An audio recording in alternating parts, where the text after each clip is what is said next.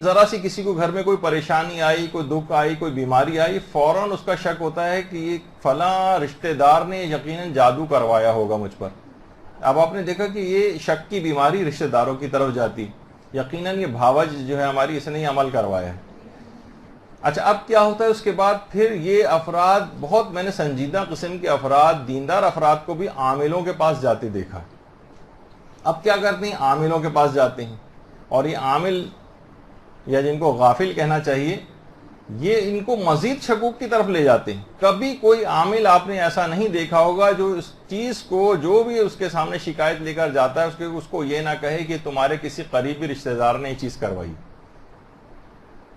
یہ سفلی عمل کسی قریبی رشتہ دار نے کرایا ہے۔ تو اب یہ سوء ظنی اس کے اندر پیدا ہوتی، یہ جو شک تھا اب یہ سوء ظنی کے اندر تبدیل ہوتا، یہاں تک کہ کینہ اور دشمنی کی طرف چلا جاتا۔ عام طور پر شوہر اپنی بیویوں پہ شک کرنے لگتے ہیں۔ کتنے، ابھی ایک ہفتہ پہلے میرے پاس اس طرح کے کیس آئے کہ جو تقریباً طلاق تک معاملات جو ہیں وہ پہنچ گئے، وہ اسی وجہ سے کہ وہ شک کر رہا ہے۔ اچھا، یہ ضرور ہے کہ آیت اللہ سیستانی کا آج میرے پاس اتنا وقت نہیں، ورنہ ان کا پورا ایک تفصیلی مفصل ایک فتویٰ ہے، وہ پڑھ کے سناتا، جس میں انہوں نے نصیحت کی کہ بیویاں خاص طور پر ایسے تمام امور سے، کاموں سے اجتناب کریں کہ جس سے اس کا شوہر مشکوک ہو جائے۔ ٹھیک ہے، آپ بچپن سے جو ہے آپ خاندانوں میں اپنے کزنس کے ساتھ اٹھی بیٹھی ہیں، لیکن بعد میں آپ اصلا بہت دیر تک فون پر کسی کزن سے بات کر رہی ہے مثلا، اب شوہر کو یعنی ایک شک پیدا ہوگا۔ ہر تمام کاموں سے اس کے لیے پرہیز لازم ہے جس سے شوہر مشکوک ہو جائے۔ باقاعدہ وہ آج اتنا موقع نہیں ہے، ورنہ ہم دوسری سمت کے اندر نکل جائیں گے۔ تو اب کیا ہے، اسی طریقے سے یعنی شک کا دائرہ آگے کی طرف چلتا ہے، وسیع ہوتا جاتا ہے، اور شوہر بیویوں پہ شک کرتے ہیں۔ اسی طریقے سے بیویاں شوہروں کے اوپر شک کرتی ہیں، کس سے بات ہو رہی ہے، کیا ہو رہا ہے، ان کے SMS چیک کیے جا رہے ہیں اور فلاں چیز ہو رہی ہے، یعنی اس طرف جاتا ہے معاملہ۔ ایک خاتون کے متعلق تو مجھے پتہ چلا تھا کہ ہمیشہ اتنی مشکوک رہتی تھی، ہمیشہ اپنے شوہر کا لباس چیک کرتی تھی، کوئی لمبا سا کوئی بال مل جائے، اور جب نہیں ملا تو کہنے لگی کہ لگتا ہے کہ اب تم گنجی عورتوں سے بھی دوستی کرنے لگے ہو۔ تو یعنی اتنا شک، یہ چیز آگے چل کر بڑھ جاتی ہے۔ اسی طریقے سے مثلا مشکوک قسم کے افراد، ہر چیز کے اوپر ان کو شک ہوتا ہے، ہر چیز کو جناب گلوز پہن کے اور دستانے پہن کے جو ہے وہ دھویا جا رہا ہے۔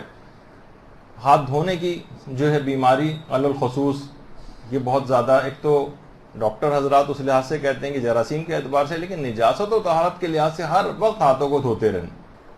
آیت اللہ صادق روحانی ماشاءاللہ سے مراجع میں سے حیات ہیں، اور تقلید بھی ان کی ہوتی ہے، اور آج کل کافی علیل ہیں۔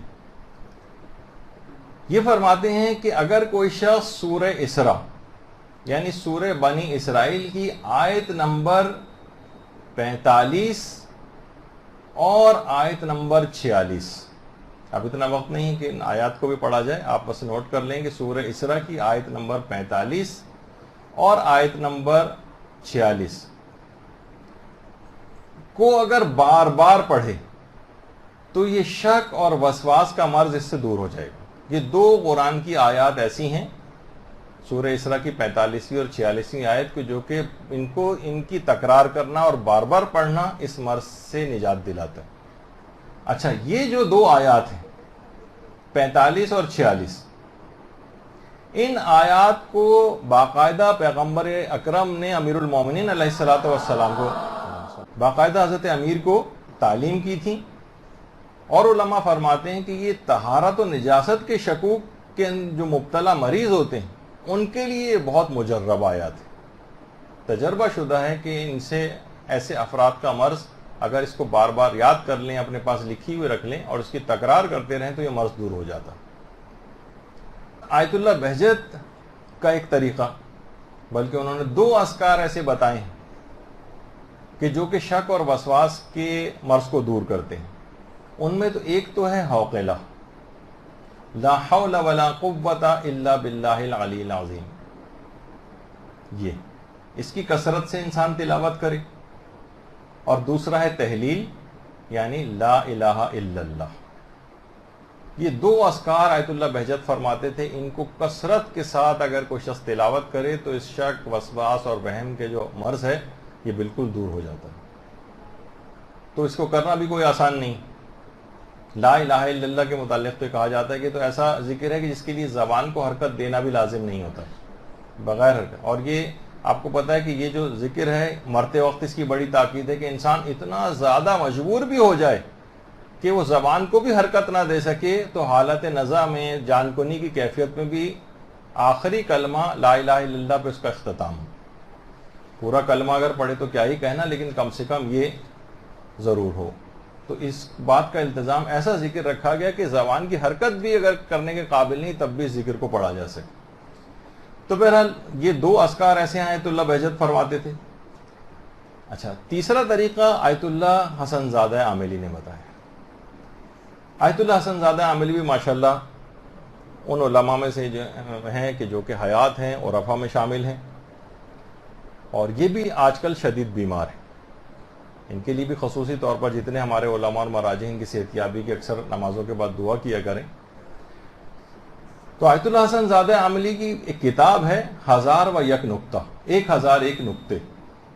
اس کے اندر نکتہ نمبر 978 میں فرماتے ہیں کہ جو آیات سخرہ ہیں سورہ آراف کی 54 سے لے کر 56ویں آیات, سورہ آراف کی آیت نمبر 54 تا 56, ان کو اگر کوئی شخص 70 مرتبہ روزانہ پڑھے تو شک اور وسواس اور وہم کی بیماری بالکل دور ہو جاتی ہے.